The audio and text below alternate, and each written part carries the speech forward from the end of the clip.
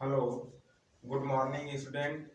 So today topic is about discuss noise और sound pollution. आज हम ध्वनि प्रदूषण के बारे में चर्चा करेंगे। जैसा कि आप जानते हैं कि चारों तरफ शोरगुल मचा हुआ है, चारों तरफ से हर जगह से हर समय ध्वनि प्रदूषण हो रहा है। तो हम पहले डिफिनेशन देखेंगे noise pollution. The word noise is originated from Latin word. जो नॉइज वर्ड है, जो ये वर्ड बना है नॉइज, जिसको हम ध्वनि प्रदूषण कहते हैं, वो किससे बना है? नोएसिया से। और यह किसका वर्ड है? लैटिन वर्ड है। जैसे कुछ शब्द आपने पढ़ा हुआ, ग्रीक वर्ड होता है, कुछ यूनानी वर्ड होते हैं, कुछ लैटिन वर्ड होते हैं। जो नॉइज शब्द है वो लैटिन वर्ड से बना है, नोएसिया से नॉइज बना हुआ है। इसी को हम साउंड पोल्यूशन के भी नाम से जानते हैं, right? So the word noise is originated from Latin word noisia and is usually defined as any unwanted sound occurring in the workplace and time। बिना जगह के, बिना समय के जब अवांछनीय आवाजें, कर्कश आवाजें जब हमारे शांत जीवन में दखल देती हैं तो उसको हम कहते हैं साउंड पोल्यूशन या नॉइज पोल्यूशन कहा जाता है।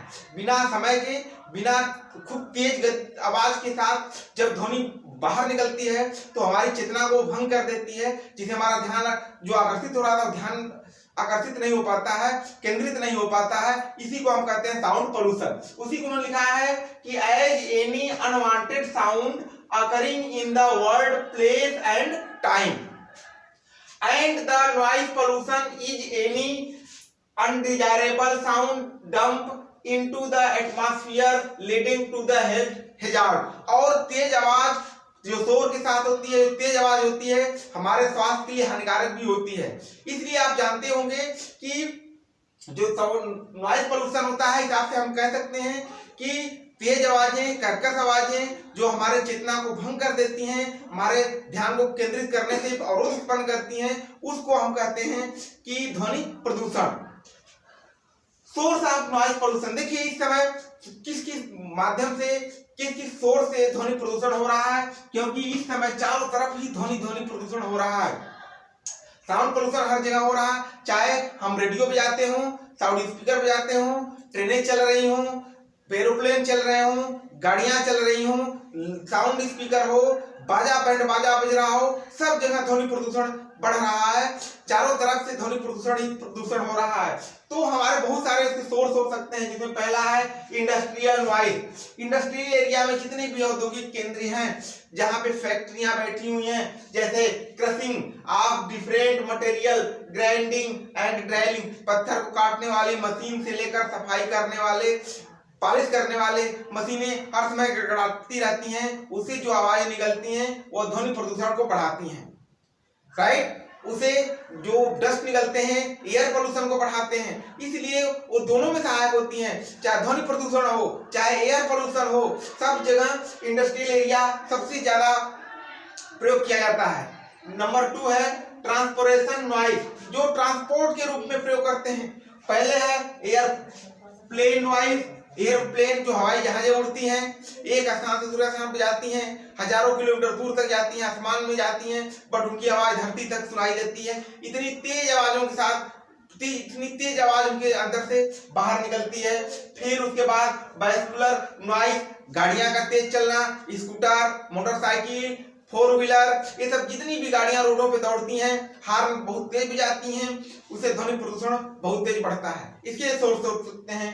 नंबर 3 है डोमेस्टिक नॉइज, जो घर से आवाजें बाहर निकलती हैं, जैसे fan, radio, TV, phonograph, musical instrument, telephone, ये सब जो है वो साउंड प्रदूषण को कहीं कहीं बढ़ाने का एक माध्यम है।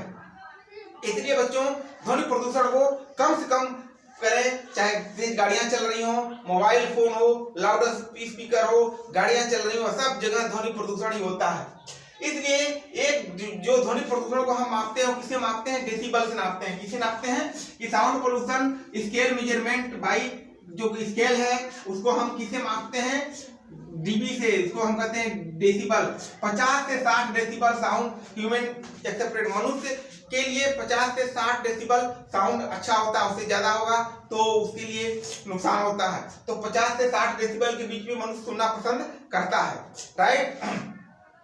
इफेक्ट ऑफ नॉइज पोल्यूशन, जो उसका क्या प्रभाव पड़ सकता है बॉडी के ऊपर, उसमें पहला है डेवलपमेंट ऑफ स्लीपनेस, हमारी जो अनिद्रा होती है उसको बढ़ाने में सबसे सहायक होता है। जैसे हम अभी सो रहे हो, तेज आवाज के साथ कोई आवाज बुलाए तो हमारी नींद ऑटोमेटिक खुल जाती है। कोई गाड़ियां का हॉर्न बजा दे, कुछ रेडियो चला दे, टेलीविजन चला दे तो हमारी ऑटोमेटिक आवाज नींद खुल जाती है। उसको हम क्या करते हैं, वो हमारा स्लीपनेस को निद्रा को में दखल देते हैं।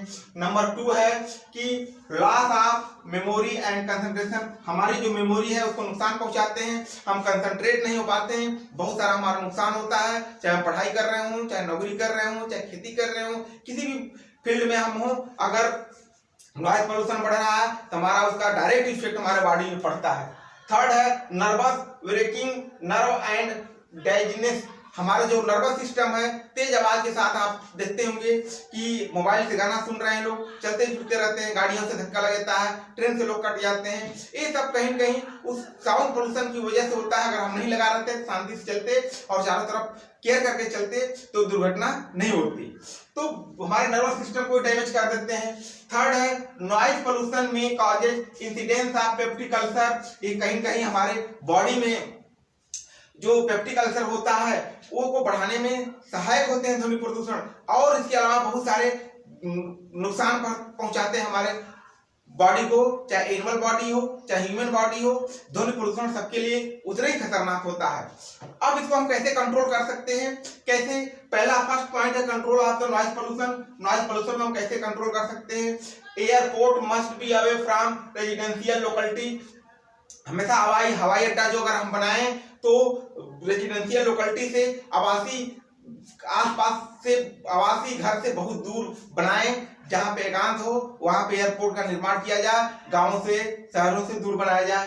Number 2 creating silence zone near school hospital and public place, ऐसे जगह जहां पे ध्वनि प्रदूषण का बढ़ावा हो, वो शहर से दूर हो, जहाँ पे स्कूल ना हो, हॉस्पिटल ना हो, पब्लिक प्लेस हो, उस स्थान पे ध्वनि प्रदूषण को नहीं करना चाहिए, उससे दूर करना चाहिए।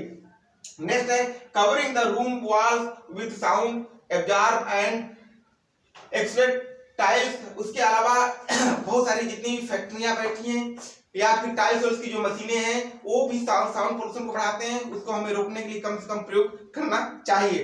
नेक्स्ट है removing the noise industries away from the residential area, जितनी भी इंडस्ट्रियल एरिया में फैक्ट्रियां लग रही हो, इंडस्ट्रियल एरिया बैठ रही हो, वो शहर से गांव से दूर एकांत में होना चाहिए, जिससे ध्वनि प्रदूषण कम से कम हो।